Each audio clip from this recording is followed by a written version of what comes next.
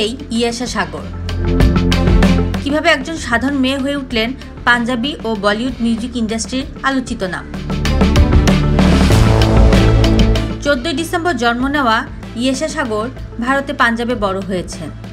সেখানে কেটেছে তার শৈশব ও কৈশোর, কিন্তু তার স্বপ্ন ছিল আরও বড়। ভারতে স্নাতক সম্পন্ন করার পর 2015 সালে উচ্চশিক্ষার জন্য তিনি পাড়ি জমান কানাডার টরন্টোতে।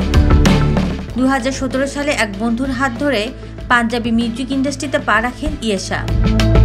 প্রথম মিউজিক ভিডিওতেই মুখ্য চরিত্রে অভিনয়ের সুযোগ পান, যা তার ক্যারিয়ারে মোড় ঘুরিয়ে দেয়। এরপর আর পিছনে ফিরে তাকাতে হয়নি। এখন পর্যন্ত তিনি 30টির বেশি পাঞ্জাবি, হিন্দি ও তেলুগু মিউজিক ভিডিওতে কাজ করেছেন। শুধু মিউজিক ভিডিও নয়, এবার বড় পর্দার দিকে এগোচ্ছেন ইয়াশা। খুব শিগগিরই তাকে দেখা যাবে একটি দ্বিভাষিক শর্ট ফিল্মে।